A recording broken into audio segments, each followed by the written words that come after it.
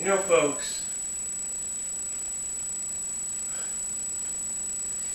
I was watching Jeff Schiegel's The Strike Guys review on Off the Ropes on OTS Central of Raw, and he pretty much kind of, gave us basically sort of a,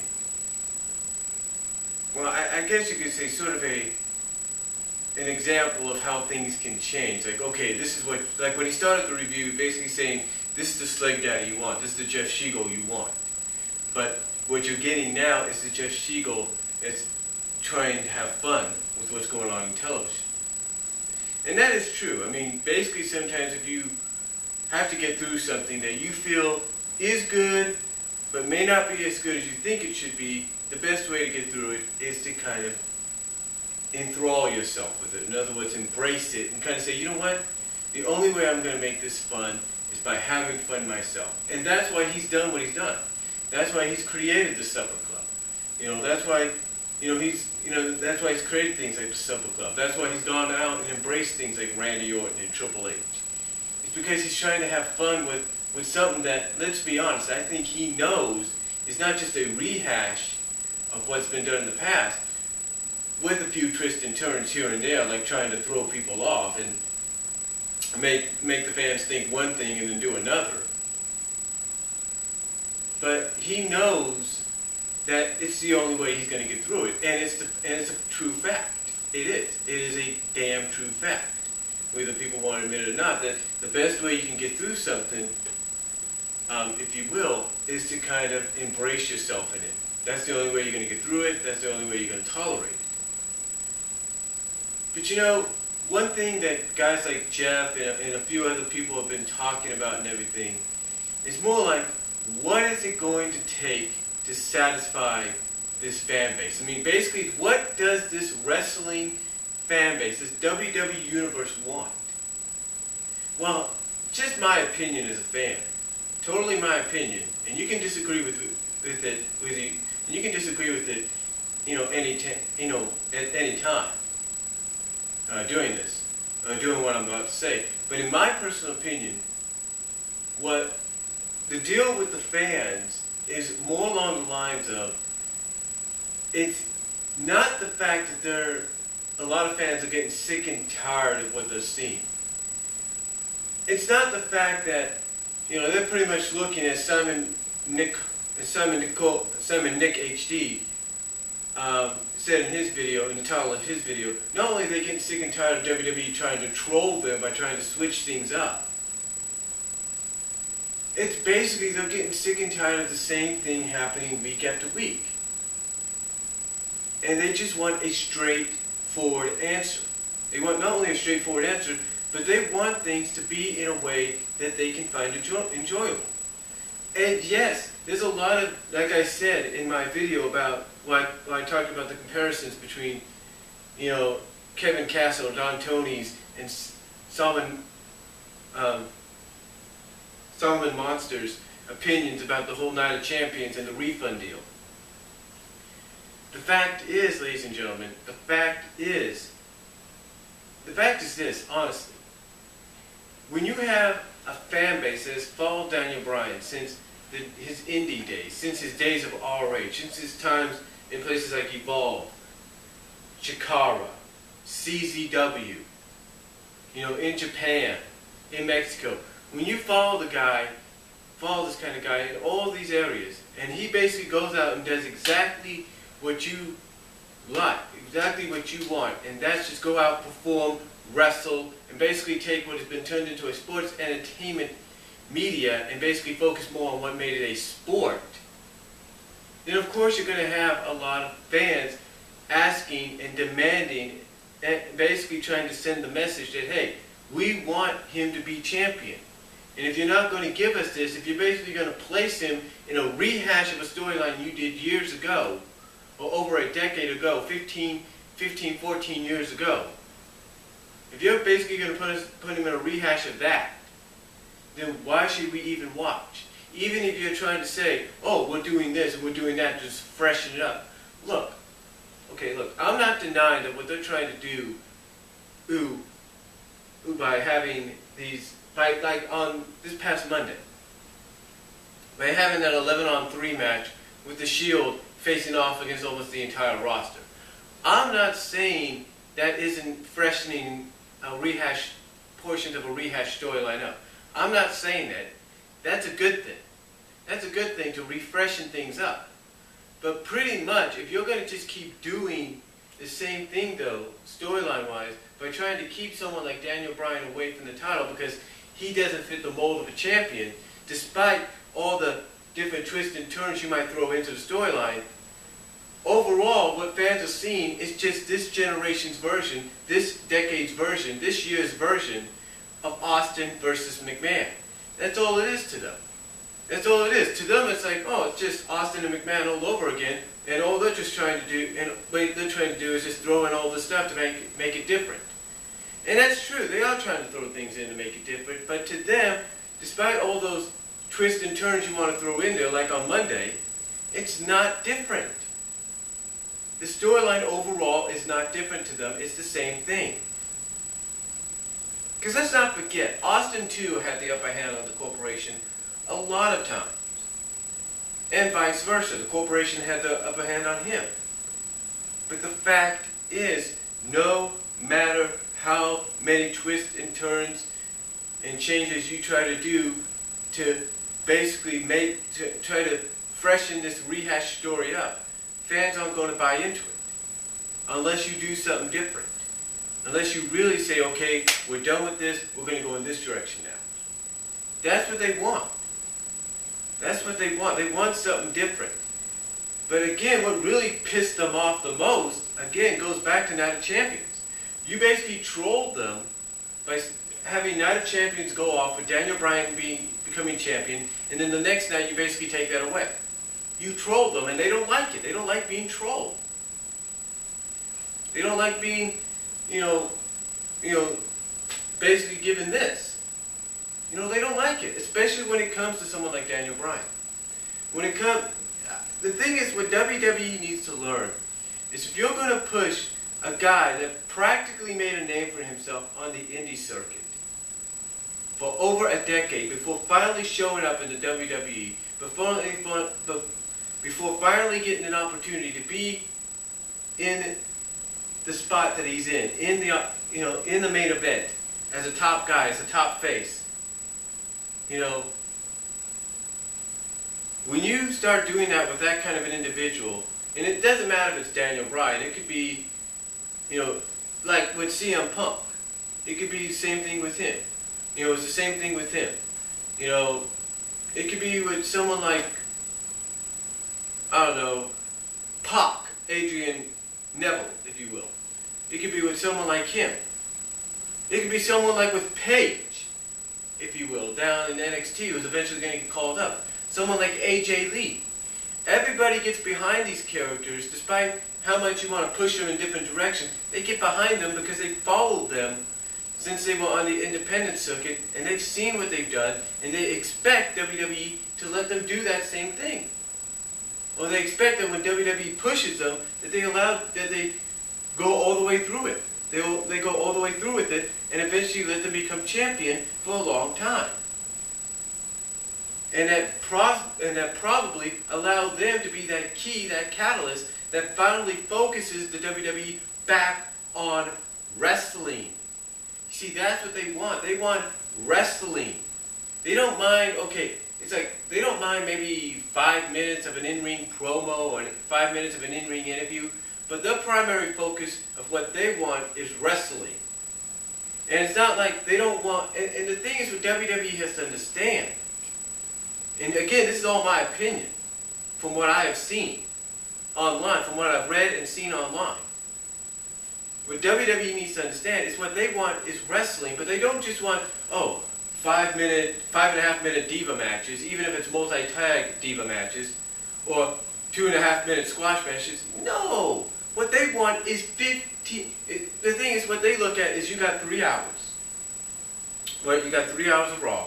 What they want is matches that will fill out those 3 hours, decent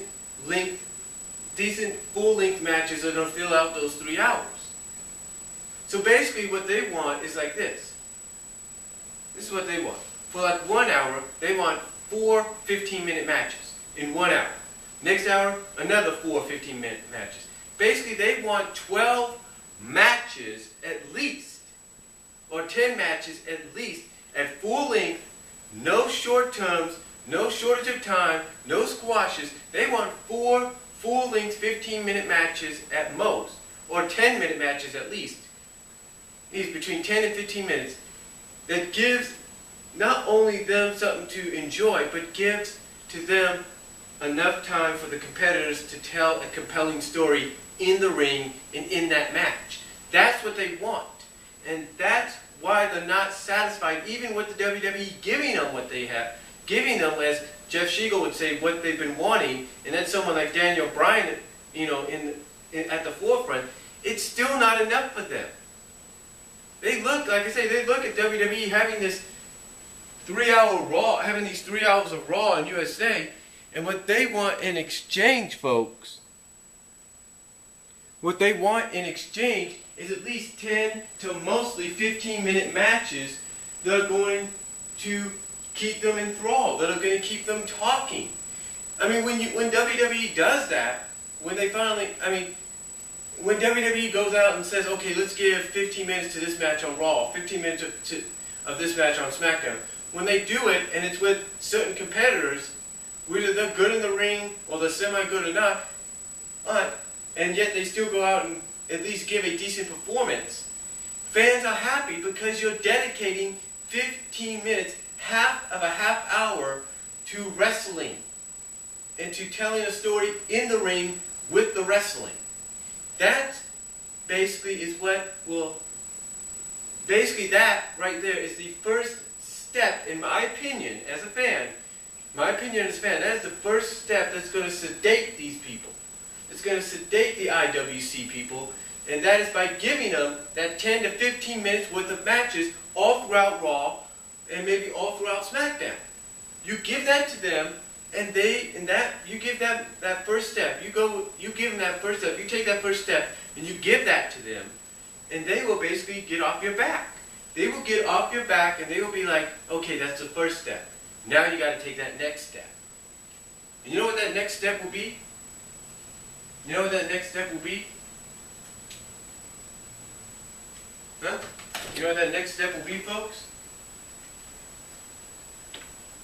You wouldn't believe me if I told you. That next step, ladies and gentlemen, that next step is getting out of the PG era. That's right. I know honestly it's been repeated time after time after time. I get that. I understand that. Hold on for a second.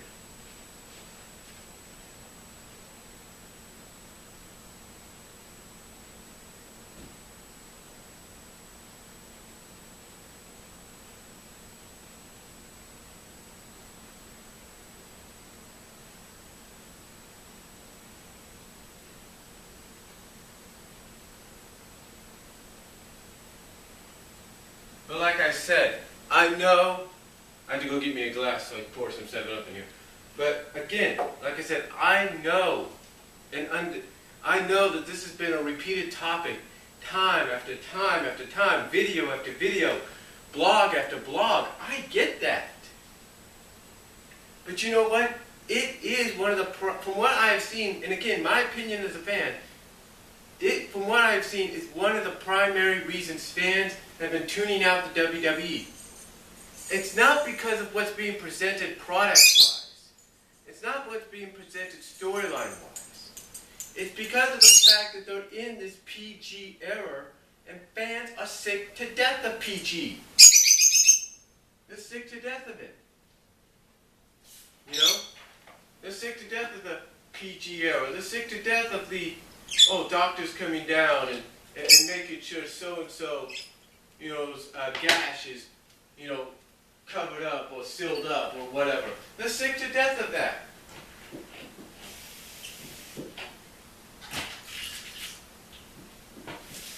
They're sick to death of it to the point that they're going to tune out the product unless you give them what they want. Now, at Battleground, you got Del Rio and you got ADR, you got ADR and RVD competing in a hardcore rules match for the World Heavyweight Championship. Do you not think fans are going to want to see blood in that hardcore match? Of course they're going to want to see blood. Of course they're going to want to see the hardcore matches of old. But are they going to get it? Probably not. They'll probably get a very brutal match where weapons are used.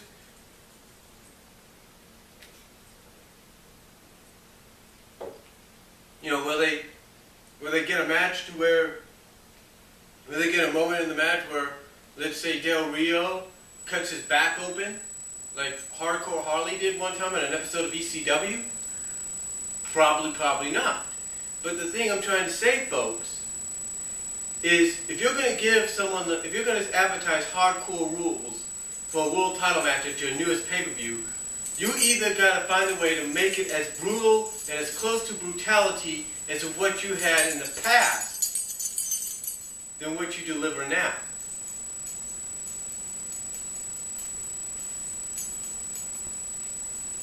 Than what you deliver now. That's what you need to do. That's what they want WWE to do. I mean, when WWE gave them, let's put it this way. Extreme Rules. Not this year, but last year. Extreme Rules 2012 was one of the most talked about shows ever. You know why? Because of the brutality. And people looked at that as probably being the catalyst, the key that was necessary to put the WWE back to where it's supposed to be. Back to that almost ruthless aggression, attitude era-like environment. But after that, you didn't see it no more. The closest you ever gotten so far this year with any kind of blood, if you will, has been Money in the Bank. You've had SummerSlam with a very brutal match, if you will.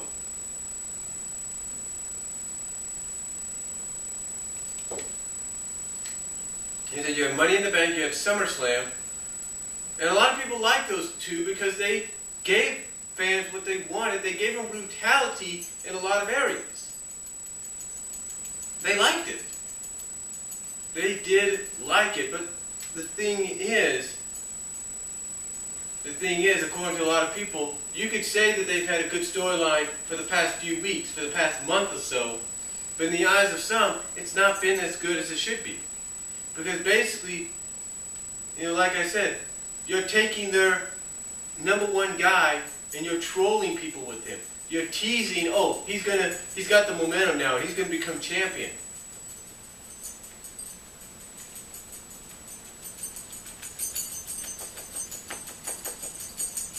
You're teasing them with that. And they don't like it. And again, it's not just that, but like I said, not focusing on what needs to be focused on. I mean, why do you think a lot of fans, and excuse my language, God, excuse my language, please forgive me for saying this, God, but why do you think a lot of fans shit on Night of Champions? Why do you think they shitted on it? Because basically, you dedicated the first 15 minutes of a 3-hour show to a promo by Triple H. And I'm a fan of Triple H, don't get me wrong, but you dedicated 15 minutes of that. And everybody knows that unless you can make up with it with very good matches, with title changes galore or whatever, or something unexpected, fans are going to shit on it because they know it's going to go downhill from there. But again, getting back to what I was saying, it's not just, the wrestling that they want constantly, almost match after match after match, 15 minutes worth of, 10 to 15 minutes worth of action. It's also the fact that they want, again, like I said, they want that style of WWE that put WWE over the top, that made WWE controversial. And that's the ruthless aggression, attitude era-like environment. And most importantly, they want the WWE to go back to that TV 14 rating. Again, I know it's been a repeated subject, but it's true. That basically Jeff Schlegel, Schleg Daddy, off the Oprah show, you know, wrestling gurus, British Fist, you know, Chase Oliver. That is mainly why fans are pissing down at the WWE. This is why they're upset with the WWE. It's not because you got a good, probably a decent, I'll give it that, a decent rehash storyline involving Daniel Bryan and now the so-called administration, Randy Orton, Triple H, Stephanie, The Shield, and the WWE Championship. I'm not saying it's that.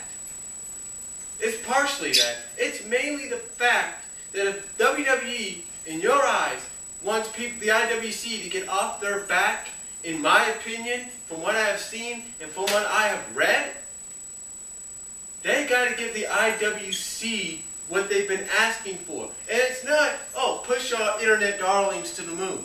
It's not that. It's give us constant wrestling, time after time after time, match after match. Make sure we get 15 to 20 minutes of match after match. That's what they want. In addition to that, they also want, they want those kind of matches to take place during a time when it's no longer PG, when there's no longer any PG restraints, when it's all TV-14, where basically everything's really edgy, over the top. They want that stuff back, on top of wanting that 15 to 20 minutes of wrestling. So again, in closing,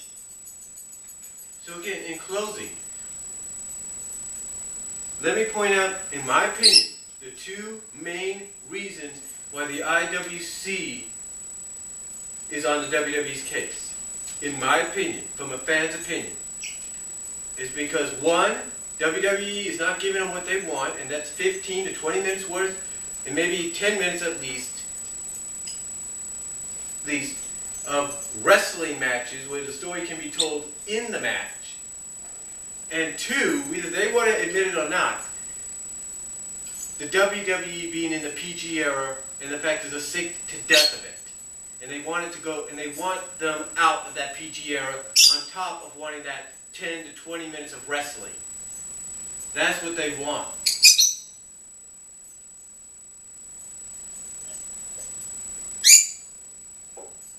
That's what they want, folks. End of story, in my opinion. End of my opinion on that. It's what they want. Now, again, you can disagree with my opinion all you want. That's fine. I'm pretty sure you got your own reasons as to why the IWC and why WWE fans in general are turning against the company. That's fine. Go ahead, voice them. Voice your opinions. I'd like to hear them. I'm sure everybody else would like to hear them. But it's just my opinion as a fan as to why I believe, as to what is basically, it's my opinion as a fan as to what what fans, the IWC, if you will, wants from the WWE. It's just my opinion, and that's all I'm going to say about it. You can voice your opinions, go ahead, that's fine. I'd like to hear what you guys have to say. But that's all I'm going to say. So till then, God bless, take care, comment below if you like, and I'm out.